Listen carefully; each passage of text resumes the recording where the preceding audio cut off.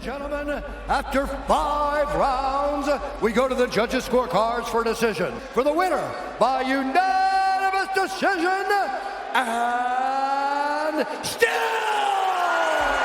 the undisputed.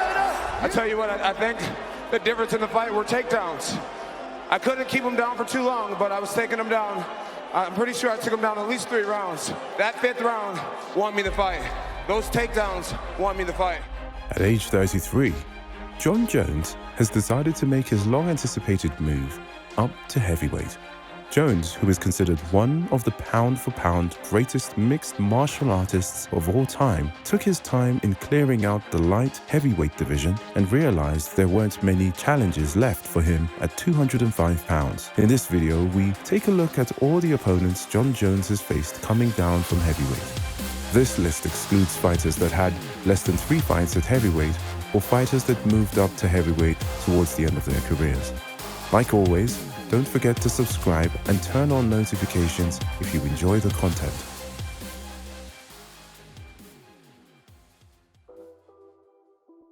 To start off the list, we have retired Belarusian fighter Vladimir Matyushenko. Matyushenko would compete both at heavyweight as well as light heavyweight. At heavyweight, he would weigh in at 220 pounds, even though he wasn't the biggest heavyweight. His strong wrestling, base and physical strength would allow him to control bigger opponents around the octagon.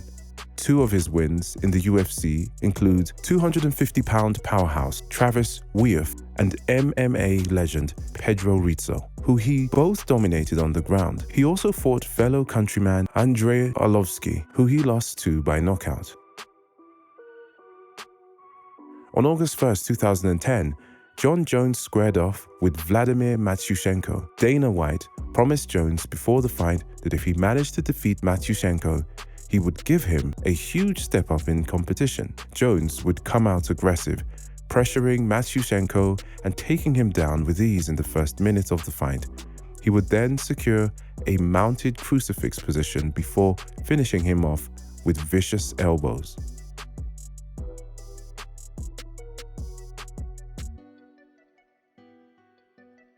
Jake O'Brien came into the UFC heavyweight division as a hot prospect, a 6'3", 230-pound wrestler with a good left counter. O'Brien was a threat in the heavyweight division. He was able to utilize his wrestling skill to take his opponents down and wear them out. He holds wins over Josh Schockman and Heath Herring, before coming up short against Cain Velasquez and Andrei Arlovsky. After those 2 losses, O'Brien would eventually move down to light heavyweight to face future champion Jon Jones. O'Brien would start off the fight aggressive, threatening several takedowns. However, Jones was able to stop all the takedowns with ease and move away from the left hand. O'Brien going his way immediately. Oh, nicely done. Kicks, Joe. Oh, slap. He's waiting for Jones to make moves, and then he's trying to counter down at 205. Absolutely. Where I think he belongs. Nice body kick there by Mr. Jones. Jumping kick attack by Mr. Jones, and another head kick attempt. And he's just leaning in and punching. Jones early. Oh, he caught him. He tried that spinning elbow, and he clipped the top of the head of Jake O'Brien. Might want to get off the feet for a little while. O'Brien might be resting here, but this is the guillotine attempt here by Jon Jones. I can't see it from this angle. Looking to finish it. He put him out. Over. He put him out. Wow. Jon Jones. Let's take a look at that again. He fakes a takedown and hits him with this. Bang. Boom. Right in the top of the head, and that rocked Jake O'Brien. And that's just real deep there. See it there? It's tough to tell because he's covering the head. You can't really see it, but O'Brien taps, and then he goes out. Brandon Vera is the only fighter on this list that isn't retired yet. Currently, he is fighting for the ONE FC promotion down in Asia. In his early UFC career, he was undoubtedly one of the best Muay Thai strikers in the heavyweight division. Using powerful kicks and knees from the clinch, he would shut opponents down quickly. He came into the UFC as one of the most dangerous young prospects, having 2 knockout wins prior to his UFC debut. Vera would finish his first 4 fights in the UFC, one of them including a TKO against Frank Mir and a brutal head kick knockout against Justin Eilers.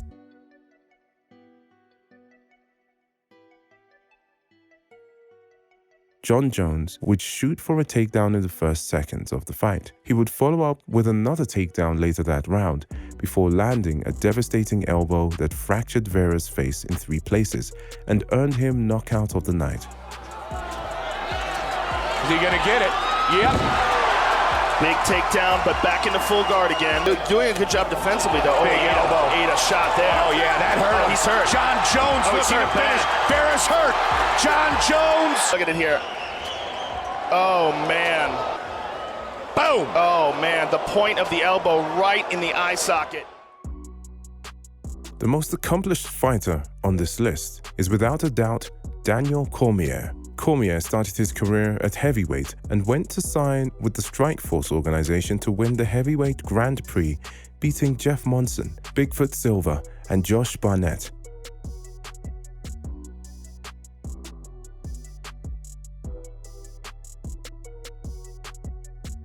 He would then take on heavy hitter Roy Nelson in his UFC debut and was able to handle him with ease before beating longtime veteran Frank Mir.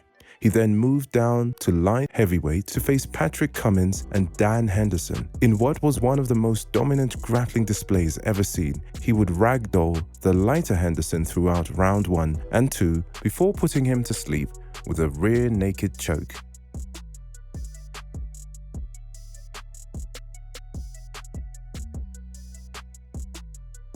Jon Jones and Daniel Cormier squared off twice against each other. Jones won both fights and was able to neutralize his reach on both occasions. In the first fight, Jones was able to take the former Olympian down with ease and picked him apart on the feet. Cormier would have trouble taking Jon down, and the frustration grew round by round. The loose Both men elbow in tight. motivated. One of the biggest Nice straight championship fights ever. Daniel Cormier, a true wrestler, embracing front the grind. kick to the neck. Battle continues. And Jon seemed... Oh! Big kick to the body by Jon. They are largely a part of timing. Oh! There's that elbow. Tight elbow inside by Jones. A constant pressure. Joe, so much has been said back and forth. Jon with kicks. There's a nice knee to the body by Jones. Jones Jones landing with the more left over the top. strikes Knee to the body by here the in champ. the third. He's looking to take him down again, and he does. Wow. And a big round for the champion. This is probably the best, and it got him down again at the end. This ultimate grudge match Look at this. goes the distance. Here's the first takedown. You know, and to take down DC like that, it's got to say that he's exhausted. And there's the second one. Vitor Belfort started his MMA career at heavyweight, taking out John Hess in less than 12 seconds. In his UFC debut, he faced Tra Teligman. He was able to pressure Teligman up the cage and swarm him with punches before eventually finishing him off with vicious elbows to the head. His next fight was against Scott Ferozzo, who would weigh in at a whopping 323 pounds. Belfort would clip Ferozzo with a big straight left before taking his back and finishing him off with punches. Now you are probably wondering why Vitor Belfort is on the honorable mentions list. Despite fighting at heavyweight, Belfort would usually weigh in at the light heavyweight limit of 205 pounds. Belfort also fought at middleweight throughout his career and was considered undersized at heavyweight. The heaviest Vitor ever was against Joe Charles, where he weighed in at 230 pounds.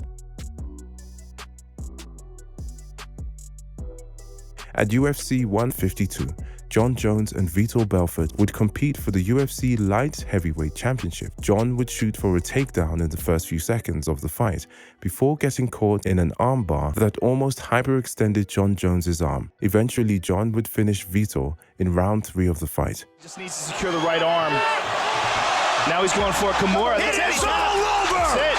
Jon Jones remains